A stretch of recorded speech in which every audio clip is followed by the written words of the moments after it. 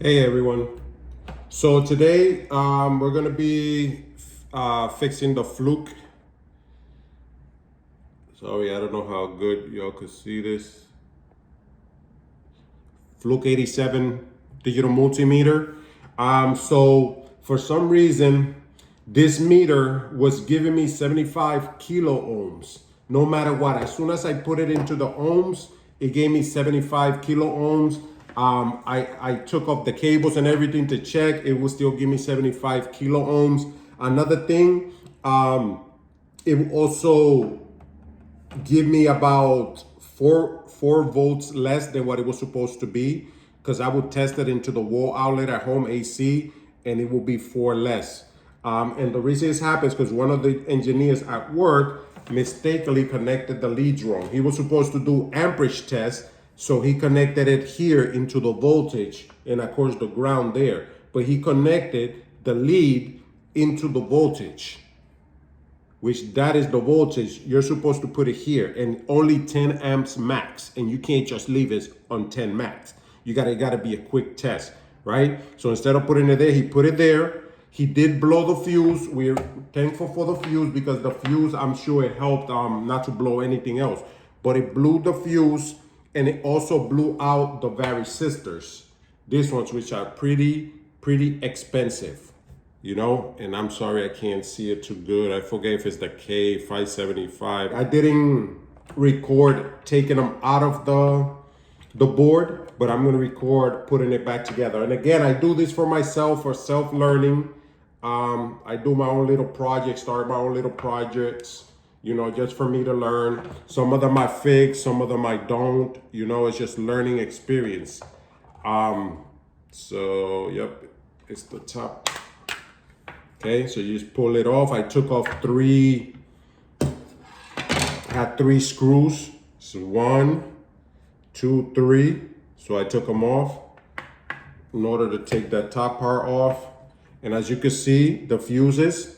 So he blew this fuse because again, this is for this side, the voltage, this is for the current. So these fuses do help, but he blew this one because he put current into the voltage input right here. And it blew. I bought a new fuse, I put in, it still was measuring wrong. I'll show you. Also how to take all this apart. And again, I don't have what I need. It'd be always advisable to use your ESD strap.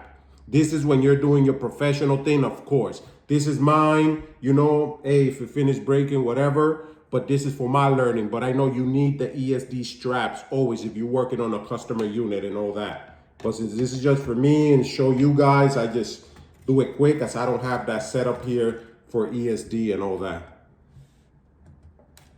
Sometimes I don't have all the correct tools to fix, so I try to do it in unconventional ways, MacGyver ways as they call it. Sometimes they work, sometimes they don't. If you see my other videos, you will see me repairing back glass on iPhones and all that at home. You will see me replacing batteries on an iPhone. And again, it's not the safest way, so just so you know, it's not the safest way. It's unconventional. I'm just doing it home just for my own learning. Especially with batteries, you got to be so careful because they can explode, man.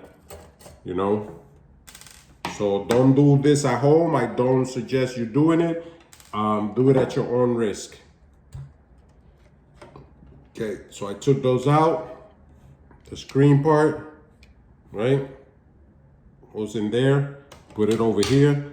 So I really thought that these ones will have burned, but so far it's showing me that it's not, but it won't be too clear. But as you can see, there's still a Varistor there. So I tested this one was fine. So I left it alone. The other 2 go up here. Those were fully blown. I threw them away already, but they were fully blown. And as soon as I took them off, I noticed that the high ohmage disappeared. So I kind of knew right away that that was the reason why that was happening, you know? So it's the K575, and I think they're bi-directional, it doesn't matter. It's just a Varistor, but I'm still gonna put it the same way that I took it off. So we're just gonna go, and hopefully I cleaned this good enough. Could be a chance that I didn't. As you can see, I put that one in, and all you do is you twist the legs a little bit so it just stay in place when you solder it. Then of course you're gonna need a snipper because you're gonna need to cut the long legs. But again, this is just something you could do at home. They were gonna throw it away at work, and I was like, no, I'll keep it. Okay, so again, it's not as easy, and I do have flux. I think I'm gonna use a little bit of flux. Okay, you don't wanna put too much of this one. The viscosity is good, so it's not like gonna go dripping everywhere. But once you melt it, it does drip a little, so there we go. Now we gotta start this baby up. And this, I got a better one of these, but since there's no place really where to put the other one, it's way better. So machine has a sucker and everything, but I just use this one. Just be careful, you don't put it nowhere where you're gonna cause a fire. There you go, right there. And this, you do have to squeeze it. You squeeze the legs, and that comes right off. This is a project I'm just doing for my own self-learning, so, and maybe I'll help one of you guys out. If you got one which is showing 75 kilo ohms, no matter what on the ohmage, as soon as you put it. We haven't tested the voltage. We're gonna do that next, and we're gonna see if the voltage is gonna be off. It could be that I'm not precise. It might have been 4 or 10 less in the voltage. So it will never show me 120 on the outlets. It will be like 114, something like that, 114.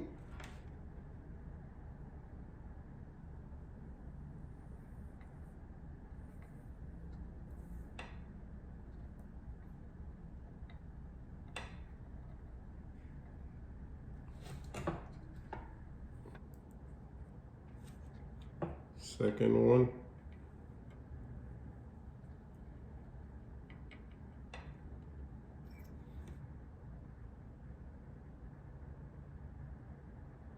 Just gotta make sure they're not touching. They're in there. And we just gotta snip this off.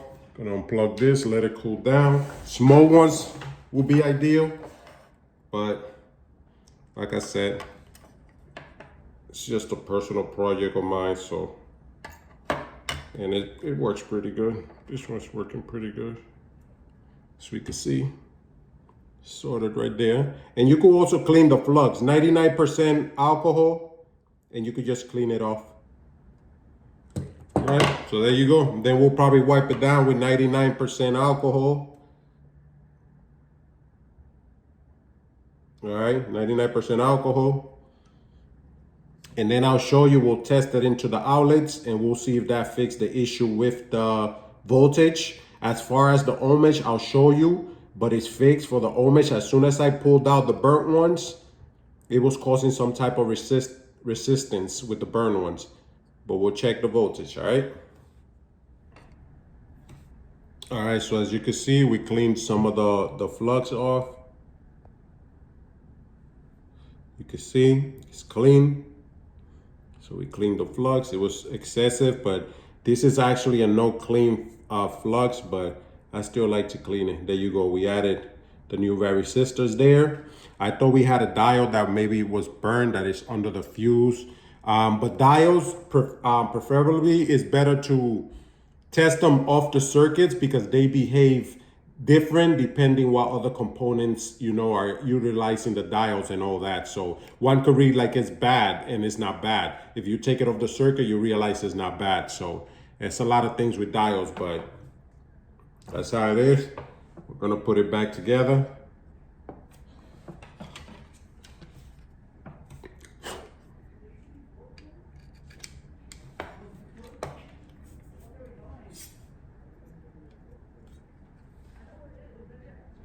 All right, and then this is cooling down. Make sure you keep your eye on it. Doesn't hit any plastics or anything. As it's cooling down. Take your time, be gentle. You don't want to break something that you just fixed. You want to tighten it. There we go. This one's gonna strip. It's very sturdy. You know, FLUKE really knows the plastics they use and everything, man, because this is very strong plastic. I'm trying not to keep touching the board much, so I'm on top of the metal and then on the side here. But like I said, normally it shouldn't matter. You should have your ESD strap on or ESD shoes and all that.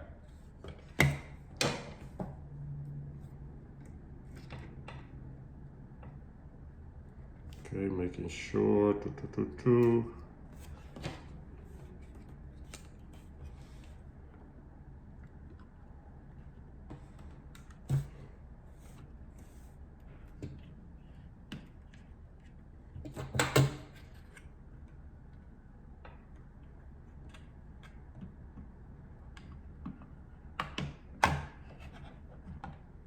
Usually better to put the front in like that, then the back.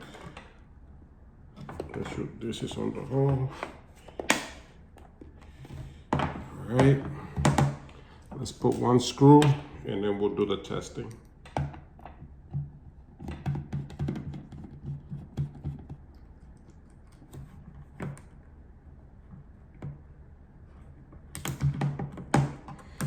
And it's kind of a long video just because I'm showing you the full steps, but I'll cut some of the video out. Okay, so no matter what I did, when I put it there, it will be 75 kilo ohms. See how now? This is how it's supposed to be for the ohms. Okay, then we're gonna go on AC. AC in millivolts, which is nothing. We're gonna test that out. Okay, we're gonna put it on the ground. On the ground and on the voltage. It says V ohms and diode, and here A for amps, here milliamps and microamps. So follow, make sure if you're doing current, it's on this side. If you're doing above 400 milliamps of current, please put it here. This is 10 max. So with this meter, you have to set it right so it could show the voltage and all that. Otherwise, it won't display nothing, but I think I got it. So before it was giving me like 114 from the outlet.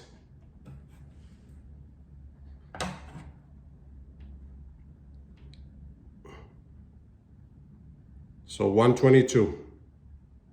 So there you go. And this hose, I think, is 1,000 volts. See? So 120, so it's working good. And the ohmage, again,